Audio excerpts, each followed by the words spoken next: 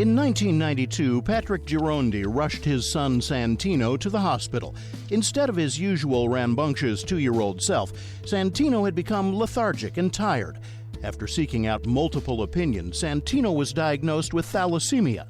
Girondi writes in his new book, Fly to the Rondoni, that the doctor confirmed his condition with the gentleness of a baseball bat.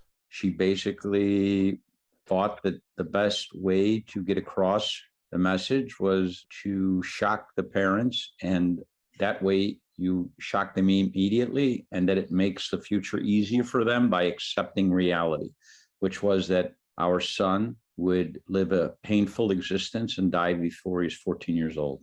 Thalassemia is a blood disorder where the body has less hemoglobin than normal.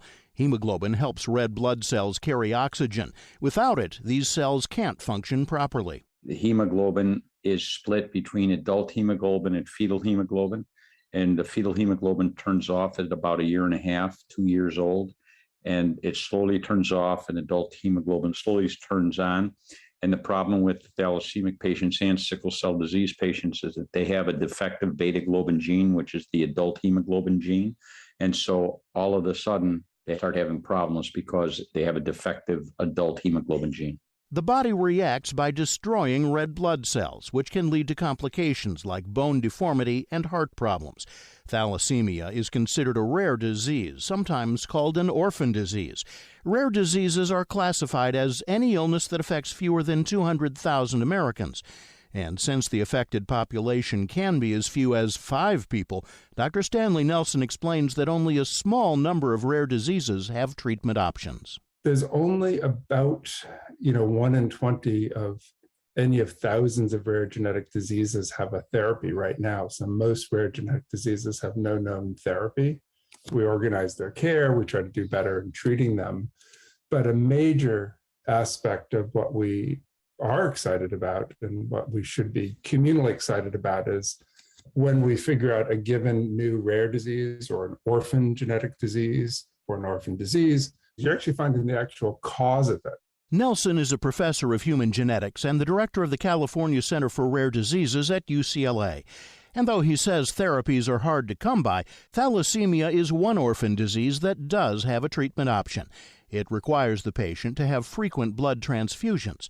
However, in 1992, when Santino was diagnosed, Girondi worried his son would be given contaminated blood. The AIDS virus and hepatitis C virus were rampant in the blood in the early 90s because the way you can see if a blood has hepatitis C or AIDS, I understand, is if it has antibodies. Well, we didn't know that. No one knew that in the world. They were eventually discovered in the late 90s. So if at that time you had a 1 in 10,000 chance of catching hepatitis C or AIDS through a blood transfusion, if you did 20 of them a year like our patients do, well, it's 20 in 10,000. It's 1 in 500. So instead, Girondi sought out experimental drug treatments. The first one given to Santino was arginine butyrate. The medication required the young boy to be hooked up to a pump for 16 hours a day. If he got home from school, we'd hook him up at 5 o'clock in the evening and take it off at 7 o'clock in the morning, and we'd mix it up all the time. He had a catheter in his chest. We were able to just screw it on back and forth. That was his life until he was like 8, 9 years old. Santino's body wouldn't produce adult hemoglobin. Arginine butyrate stimulated production of the fetal hemoglobin gene. The normal hemoglobin level for young boys is around 14. Santino's were often as low as 6. The medication brought his levels up to a 10, which was high enough to eliminate most of his symptoms for a few years. We were able to do arginine butyrate.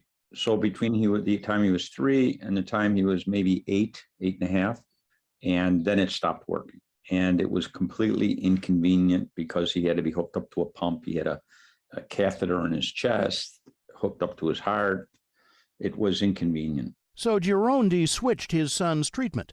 For 1.5 years, Santino was taking 9 to 11 pills each day.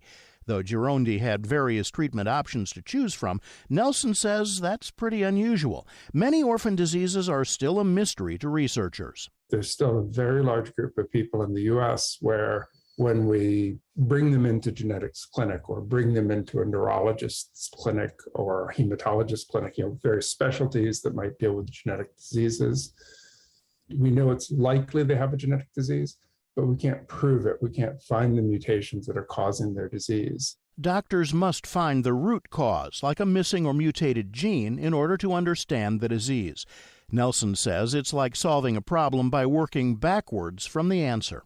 So one disease that we study is Duchenne muscular dystrophy. We know that Duchenne muscular dystrophy predominantly affects boys. That's because it's on the X chromosome. So one mutation. And then without that one product, without that one gene, without that one protein that's made, it has catastrophic consequences for muscle function over the boy's lifetime and results in heart failure, results in respiratory failure, results in progressive loss of muscle function. We know all those things because 30 years ago, the genetics of that disease were solved, making it possible for researchers to focus on correcting the mutation or restoring the missing gene. Nelson says there are thousands of known rare genetic diseases. Each new discovery helps doctors diagnose patients more efficiently. Given that there's kind of 7,000 possible known genetic diseases, we often now move to doing exome sequencing, which is sequencing the genome, all the protein coding parts of the genome. And that's relatively routinely applied in clinic. If you can get the genetic diagnosis, you can stop doing a lot of other diagnostic work, which allows doctors to begin finding an effective treatment option. However, this process used to be much more difficult. Up until the early 1980s, research for rare diseases had been neglected. Investors didn't see much financial incentive in funding research for a disease that only affected a small population. Even though there were some very expensive, profitable rare disease drugs, the people who were investing in this area didn't see it as being a lucrative place to invest. Far better to make another diabetes drug than to make a Duchenne drug, even though one could be curative of a lethal genetic disease and the other one's slightly modified by all sorts of other environmental factors. After years of being ignored, Congress prioritized orphan diseases with the 1983 enactment of the Orphan Drug Act. This law gives financial incentives to pharmaceutical companies who develop drugs for rare diseases. It also fast-tracks approval for orphan disease medication by giving FDA legal latitude for how they can approve drugs for rare genetic diseases. It's reducing the number of clinical trials that are needed for the FDA to say, yes, indeed, it's easy to say this is a real therapeutic. So if you take something like diabetes, where there's millions of people affected, or asthma, millions of people affected, and you say, can I run a double-blind placebo-controlled study where I get thousands of people into a study, I give them the drug, the doctor doesn't know whether I'm getting the drug, the study staff doesn't know, the patient doesn't know, and you look at data over some long time period or sufficiently long time period to prove that the drug is effective, and you need two of those to prove that the drug is effective, and that you've got sufficient safety data. And that's all reasonable when you're going to take and just use, a few thousand people to prove that a drug is relevant for millions, if not hundreds of millions of people along the way. But rare disease researchers don't have the luxury of having thousands or even hundreds of participants for a study. So the FDA reduced certain research criteria with the expectation that the treatment is only for a small number of patients. Since it's not being made for a large population, it's not required to be tested on one. The law helped push through a drug called Desferal, which can help treat thalassemia. The FDA-approved medication had become Girondi's newest and best option, but that doesn't mean it was a good one.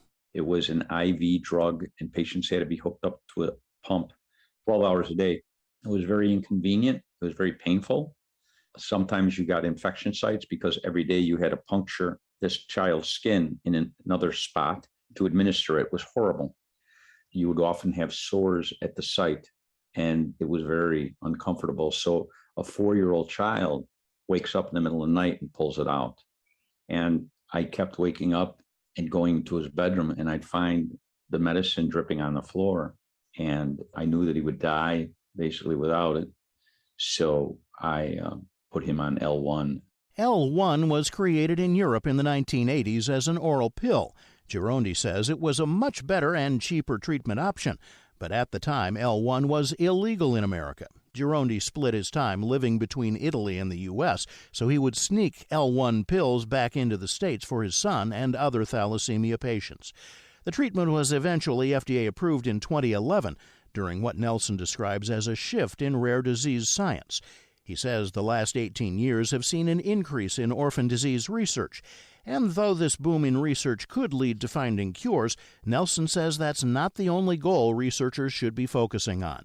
For researchers like me, we certainly are very interested in true cures. Cures, though, shouldn't blind us to treatments. And even if a cure is found, some conditions will still require regular checkups.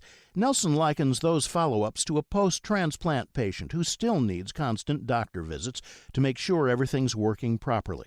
So in that sense, he says, a cure might not take away a patient's need for continual medical management. I wouldn't be disappointed if we have cures that require ongoing clinical management in some ways, or substantial therapies, substantial treatments that are slowing the disease progression is even a win, even if we don't get people back to completely, what their life would have been like had they not had a genetic disease. Which is where Girondi happily says his son is today. Santino is 32 years old. He opened up a restaurant, Rame, in Altamura, our hometown. He's doing fantastic. He, mountain bikes and does everything. Lives a wonderful life, plays soccer. He's a wonderful kid. He's never, ever complained once about his situation. And most people don't even know that he has an affliction. Santino still takes 10 daily L1 pills and gets a blood transfusion every 20 days to manage his condition. Girondi details his fight to save his son in his book, Flight of the Rondoni, which is now available everywhere books are sold.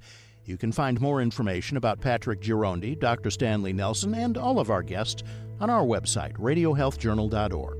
Our writer-producer is Kristen Farah. I'm Reed Pence.